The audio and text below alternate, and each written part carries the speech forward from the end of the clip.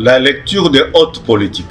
Je voudrais commencer par présenter mes sincères félicitations à son Excellence Monsieur le Président de la République qui a engagé un combat sans armes et qui l'a gagné sans faire couler le sang de fils de la République démocratique du Congo et les filles. Vous savez que pour que Maréchal Mobutu arrive au pouvoir, il a fait un coup d'État. Pour que Laurent Désiré Kabila arrive au pouvoir, il a fait la rébellion. Et Joseph Kabila, la même chose. Mais Félix Antoine Tshisekedi vient de gagner un combat, c'est-à-dire de faire partie effectivement un président de la République sans que le sang coule. C'est une victoire pour la première, non seulement en RDC, mais en Afrique. La lecture par rapport à ce qui s'est fait, c'est ce que j'appelle un combat gagné. Le président de la République commence par faire partir tranquillement, ou encore dissoudre tranquillement, ou divorcer tranquillement dans ce qu'on appelle les coalitions, sans tam-tam, sans du bruit. Après coalition partie, le président de la République a été menacé. Il n'a pas la majorité. Comment ça va se passer? Le pays est en crise. C'est le chaos. Nous disions aux gens, le Congo n'est pas en crise. Et il n'y aura pas le chaos. Très lentement, très lentement, le président de la République réussit à constituer une majorité écrasante qui ne dit pas son nom. Et cette majorité a fait que le président de l'Assemblée nationale, cette dame qui faisait trop de bruit, qui a fait trop d'orgueil, qui n'a pas compris sa place d'une dame respectable, elle est partie tranquillement. Je pense que là où elle est aujourd'hui, elle réfléchit 1000 fois. Pourquoi? Elle n'a pas compris ce qu'il fallait faire. Petit à petit, la majorité se constitue à l'Assemblée nationale avec le bureau d'âge, constitué d'un homme très sage, un homme plein de compétences. Et aujourd'hui, nous parlons, le bureau définitif est là. Le président de la République va toujours dans cette forêt là où il y avait des gorilles et des lions. Il va y pêcher. Il amène un informateur au nom de Modeste Bahati, un professeur d'université. Cet informateur a fait un travail de titan, un travail purement et carrément, et un travail professionnel. Il l'a fait avec professionnalisme. Il a identifié une majorité. Cette majorité s'est distinguée à l'installation du bureau définitif.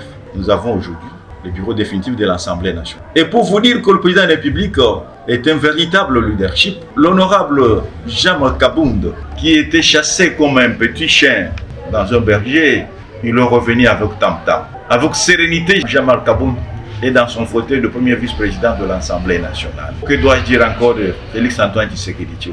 C'est une fierté pour nous. Il n'a pas passé le temps dans l'opposition. Vous savez, il a grandi dans l'opposition. Il a fait l'école du pouvoir. Et aujourd'hui, au pouvoir, il fait des choses. J'énumère ces choses-là pour vous dire, monsieur le journaliste, que c'est un début. C'est le début ou le commencement du développement de la République démocratique du Congo.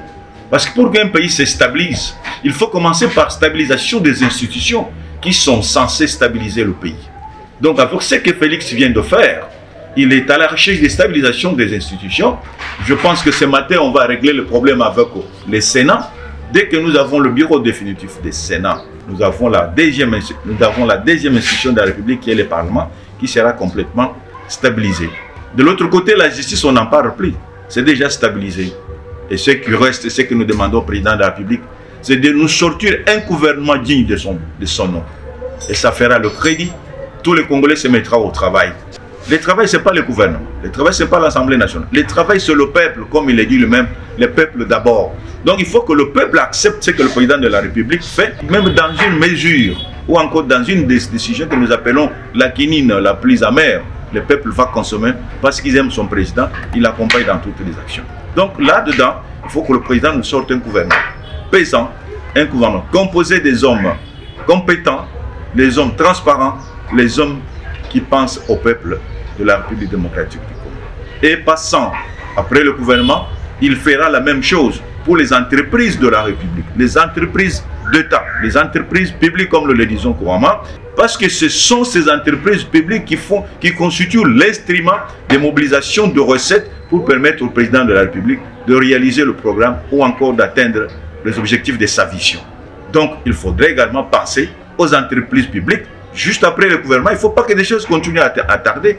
Juste après le gouvernement, il faut qu'on passe rapidement aux nominations de responsables des entreprises, les hommes qui en ont l'expérience. Après les entreprises, il faut penser à la territoriale, il faut penser à la diplomatie. Lorsque ces institutions seront stabilisées complètement, il lui resterait un petit peu un problème de sécurité qui serait un problème singularisé, un problème au singulier, que petit à petit, il va installer la stabilité à travers toute la République démocratique du Congo. L'Alliance nationale des libéraux du Congo, en cycle ANALCO, c'est un parti qui est là depuis 12 ans, nous sommes en 13e année, qui a évolué dans toutes les dimensions politiques de la République. C'est un parti qui a évolué avec les uns et les autres. Aujourd'hui, je vous parle, mon parti est en parfaite santé. C'est le parti qui fait aujourd'hui la grandeur de certains hommes politiques et de surcroît, nous sommes le parti qui est complètement plus élevé dans notre rassemblement des démocrates tshisekedi. C'est le parti père dans ce regroupement politique. Et nous disons nous sommes en bonne santé parce que tout ce que nous faisons aujourd'hui, nous le faisons ensemble avec les amis dans le rassemblement des démocrates tshisekedi, comme vous le savez.